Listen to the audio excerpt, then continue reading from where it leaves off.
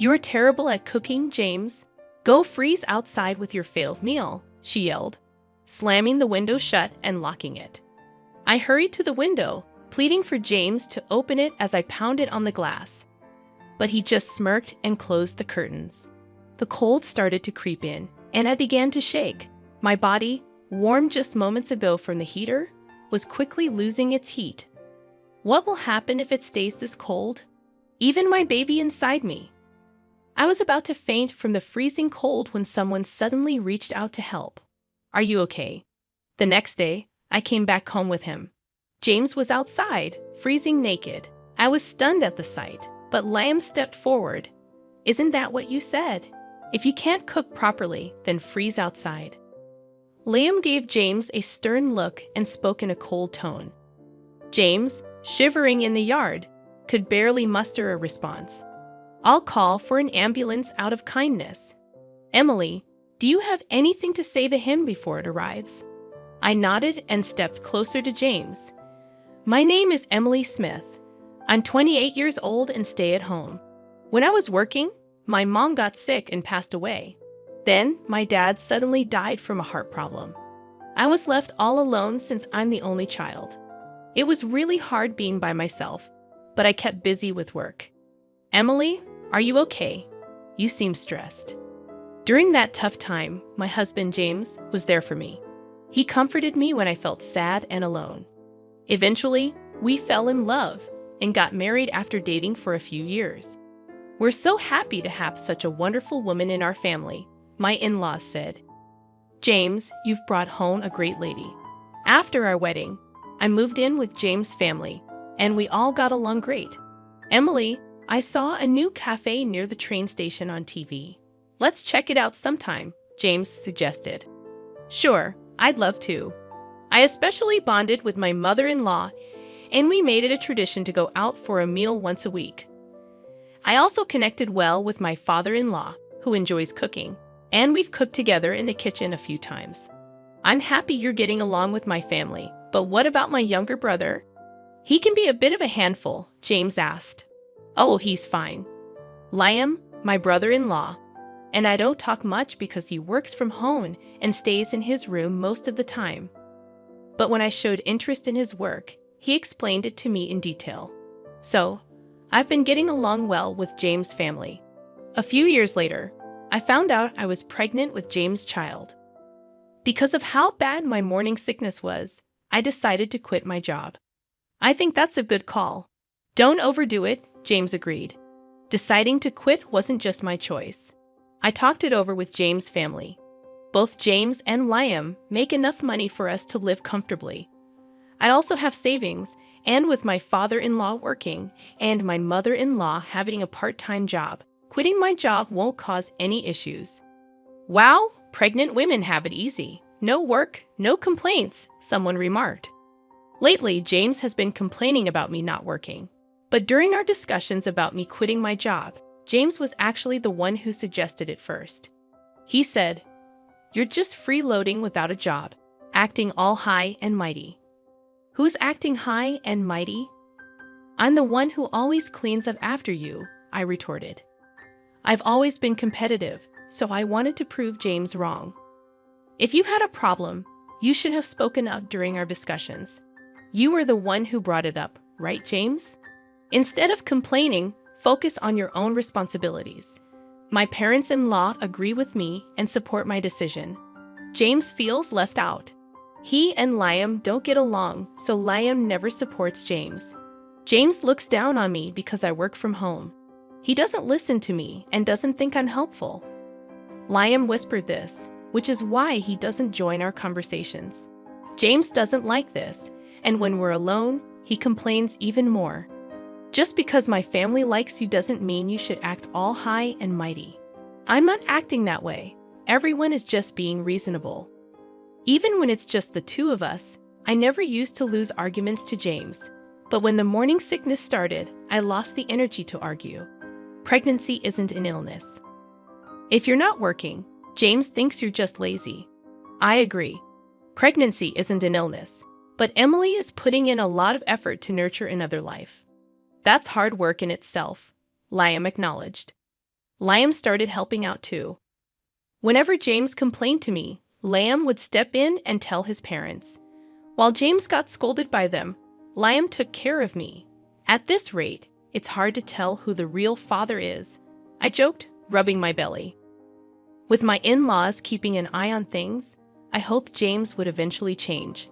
Until then, I kept trusting him. Oh, James isn't back yet? No, not yet. Suddenly, James started coming home late all the time. He claimed it was because of overtime, but I wasn't sure if that was true. Even on his days off, he'd say he was working late or got called in unexpectedly and wouldn't come home at all. I began to suspect James was cheating, and so did his parents. We tried to gather evidence together, but it was tough to catch him in the act. He always seemed to be at the office, and we couldn't find any evidence of him seeing another woman. Well, we can't really know what's going on inside the company, his parents said. I asked one of his coworkers, but she said everything seemed normal. Hey, Emily, take it easy, she told me. My morning sickness got so bad that I couldn't do any housework. But my father-in-law cooked, my mother-in-law helped with other chores, and Liam pitched in, so everything was okay. You should be ashamed of yourself. Lying around all day, not doing any housework, even though you're a homemaker? Why are you even here? James, who had seen his parents doing chores, woke me up one night just to say that. When I looked upset, Liam replied, "That's rich coming from someone who's not pulling his weight as a husband. Every time you challenge me, even though I'm the eldest. Well, you're not exactly the role model type of brother. You've always been a bit of a know-it-all," Liam retorted. The argument between the brothers escalated, almost turning physical, before their parents stepped in to stop them. After hearing what happened, their parents scolded James, saying, "That's enough. Do whatever you want." "Wait, James, where are you going without talking to me?" James left without a word. "I'm really sorry about that. We'd apologize," their parents said to me in place of James, and the situation calmed down. However, James's behavior has been worsening, and something needs to be done soon. I was at a loss for what to do. Is everything okay? One Saturday, my in-laws had planned a trip for a local event. Despite arranging it beforehand, they were worried about leaving me alone due to James's recent behavior. "I'm concerned about leaving you," my mother-in-law said. "I'll be fine. My morning sickness has eased up a lot," I assured them. They left with concern, and around the same time, Liam had overnight commitments. "I'm sorry for leaving at this time," Liam said. "It's okay, take care," I replied. Not long after they left, Liam also departed. James was unusually at home that day, still asleep. Despite not feeling my best, I decided to get up and do things around the house. I didn't want to risk James's criticism if I stayed idle. Thankfully, my father-in-law had prepared plenty of dishes and stored them in the fridge. I started cleaning and doing laundry, taking it easy on myself. "Hey, breakfast!" James finally woke up close to noon, still looking grumpy with messy hair. He demanded breakfast, and I rolled my eyes, grabbing some leftovers from the fridge. "What's that? Leftovers your dad made you? You can't even cook as a homemaker," James remarked. His comment annoyed me. Why does he say things like this? Doesn't he realize I'm pregnant with his child? There's no excuse for his behavior. Sorry, but right now, my main job is taking care of our baby. Household chores can wait. How dare you talk to your husband like that? James shouted at me, but then Liam barged in, breaking the tension. I could hear them arguing loudly outside. "You stay out of this." James snapped at Liam before storming off to his room, muttering angrily. As expected, James made a racket and then left the house. Liam let out a heavy sigh. "You okay?" Liam asked as he entered the room. "Yeah, what brings you here?" I replied. "I just came to pick up something I forgot," Liam explained, looking at me with concern. I chuckled, noticing how much he resembled his mother. "It's all right, go ahead. Don't worry about me," I assured him.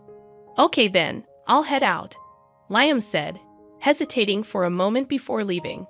I couldn't help but wonder, Where did the James I first met go? At this rate, it seemed like divorce was inevitable. But I still wanted to remain close to my in-laws. Feeling suddenly drained, I decided to lie down. And before I knew it, I fell into a deep sleep. Emily, time to wake up. James's voice interrupted my sleep. I mumbled as I sat up. I met James's eyes, expecting him to scold me. However, he gave me a wry smile. I'm sure I'll get an earful from James later, I thought. I wanted to let you sleep, but it's already evening, James said in a surprisingly gentle tone. I was shocked by his kindness. I've prepared dinner, so when you're ready, come join me, he added before leaving the room. I noticed a blanket over me and couldn't help but wonder if James had covered me. I went to the kitchen and found my father-in-law's dishes already warmed up, ready to eat. I'm sorry, Emily, James said sincerely. When I found out we were having a baby, I was thrilled, but then I got overwhelmed and took it out on you. This cake is my way of apologizing. James presented a cake to me. Honestly, this gesture couldn't erase all the past hurts, but his genuine apology warmed my heart. For now, I decided to forgive him and enjoy our meal together. Look, it's snowing, James exclaimed excitedly. Oh, you're right. Let's go see, I replied, following him to the window. The sight of the snow falling against the night sky was beautiful. Since I came from a place where it rarely snowed, this was a special moment for me. Without hesitation, I moved closer to the window. Let's open it, James suggested. But it'll be cold, I protested. Just put on a jacket. He insisted as he draped one over me and opened the window, letting in the chilly wind. As I braced myself against the cold, James hugged me. Suddenly, I found myself outside, and when I turned around, I saw James grinning mischievously. You're a homemaker who doesn't do the housework. That makes you a bad wife. Think about that tonight, he teased. Excuse me? What are you saying? You can't even cook, I retorted. With that, James shut and locked the window. I rushed to the window, pleading with James to open it as I pounded on the glass, but he just grinned and closed the curtains. The cold was starting to make me shiver. My body, warm from the heater just moments ago, was rapidly losing its warmth. What am I going to do if this continues? Even my baby inside me, just as I felt like I might pass out from the cold and shock, someone reached out to me and asked if I was okay. They helped me into their car. Why were you out here at this time of night? It was Liam, who had come home earlier than planned because he was worried about James. The car's heater warmed me up, and I felt relieved. We should go to the hospital, just to be safe, Liam suggested as he drove me there. Thanks to his quick action, both my baby and I were okay. While I was being examined, Liam arranged for a hotel where we could stay. He left to take care of something else. I'm so relieved. You're going to be a strong baby, right? Feeling reassured, I rubbed my belly. I was grateful that nothing serious had happened. Exhausted, I fell asleep as soon as I lay down on the bed. Oh, Emily, are you feeling better now? Liam asked as we left the hospital. Yes, I'm completely fine now. Thank you so much, I replied gratefully. No problem, shall we head home? Liam suggested. The next day, as we arrived home, I was shocked to see James freezing naked in the yard. Liam approached him with a cold gaze and tone. This is what you said, right? If you can't cook properly, then freeze outside. James, shivering, couldn't even respond properly. I'll call an ambulance out of kindness. Emily, do you want to say anything to him before it arrives? Liam asked me. Nodding, I stepped closer to James. It's because of you that our baby was almost in danger. I will never forgive you. Just wait, I told him firmly. James was taken to the hospital. Later, I asked Liam what happened last night after he dropped me off at the hotel. Liam returned home alone and found James sleeping in the living room, naked with another woman who seemed to be his mistress. James had brought her home, thinking we wouldn't be there, and with me locked out, he seemed confident. Liam, furious, threw James out of the house in his birthday suit, telling him to think about his actions. Then Liam interrogated the shocked mistress, gathered evidence, and sent her back to her place. It turned out she had a family too. By the time Liam informed them of everything, dawn was approaching. He took a short nap in the car and then came to pick me up. That's how everything unfolded. I've talked to my parents. They said they're coming home today, Liam told me with a gentle smile, staying by my side until they returned. It's going to be okay now, Liam. Thank you so much, I said gratefully. Nah, I just did what needed to be done. Thanks to him, I could feel safe at home, Liam replied. I'm so sorry, that idiot. I can't apologize enough. James immediately apologized upon their return and faced their wrath. James was forced to pay child support, and it was decided that he would be kicked out. I'm so sorry. It was just a mistake, Emily. I truly love only you, James pleaded, but I ignored him. I wish he'd stop treating me like a fool, I thought to myself. Suddenly, James became aggressive, raising his hand at me. Enough is enough, my Dan's son. Liam intervened, grabbing and twisting James's arm. With the help of my father-in-law, James was easily overpowered, and I felt relieved. I really just lost my mind for a moment. Emily, James said remorsefully as he was thrown out by the two men, while I was comforted by my mother-in-law. He was pathetic until the very end, I thought to myself.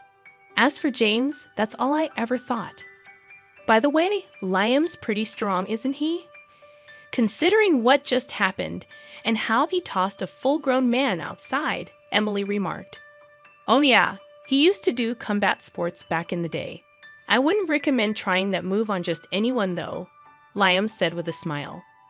Emily felt the flutter in her heart at his smile, and her mother-in-law laughed upon noticing. With such good looks and strength, it's surprising he doesn't have a girlfriend, her mother-in-law teased. Liam bashfully looked away, which Emily found endearing. From then on, Emily decided to stay and be cared for in her in-laws' home since she had no other family or reliable person to turn to. If you'd allow, I'd love to hold your baby, her mother-in-law said. Of course, anytime, Emily replied. Right now, the four of us are eagerly awaiting the birth of my precious baby, Emily thought to herself. Talking to Liam, Emily found out that James the Fair was with a junior from his office. No wonder she wouldn't spill the beans when asked, Emily thought. The two of them were sneaking around and getting cozy at various spots. Once I reported it to the junior's husband, he did a thorough investigation. With that evidence, my divorce process went smoothly. Both of them got fired for fooling around during work hours and for claiming their dates as business expenses, Emily recounted. Thank you for all the help, Emily said to Liam. Well, it's only natural to want to help someone you love, right? Liam replied, his face turning beet red. Wait, what? Emily was surprised, and both of them blushed. Then Emily found out that Liam had feelings for her for a long time. I always thought I should hide these feelings, Liam confessed. I never imagined he felt that way about me, Emily thought. Honestly, I'm not ready to be in a relationship like that right now, Emily said. I understand, but if you can wait a bit, I want to explore these feelings, Liam said. Emily smiled, and Liam smiled back happily. I'm going to do everything I can to make you see how much I care, Liam declared. Okay, I'll be ready for that, Emily replied. Liam's parents overheard their conversation during dinner, which was really delicious. Looks like Liam has a girlfriend now, his mother teased. Liam blushed and responded playfully. Both his father and I laughed at that, Emily remembered. Afterwards, I gave birth to our lovely daughter right on time, Emily proudly shared. She's so cute. Congratulations. She looks just like Emily, adorable, Liam's parents said. I don't want to let her go, Liam said happily, embracing his role as a father. Years later, I happily married Liam again, and our daughter calls him Daddy. Liam adores her, Emily remembered fondly. I think our next child will be a boy, Liam guessed. Yeah, that would be cool if he's like me. But having a boy who looks like you would be awesome too, Liam added. I'm pregnant with our second child now. Our daughter is thrilled about becoming a big sister, Emily said happily. We're all thinking of names together. It seems like our daughter's suggestion might win, Emily laughed. I'm going to make Emily our daughter and the new baby happy, Liam promised. Don't forget about yourself in that promise, Emily said with a smile. We're planning to live happily ever after, all 6 of us together, having fun and getting along. That's our plan, Emily concluded. We can't wait to go out together as a family once the new baby arrives.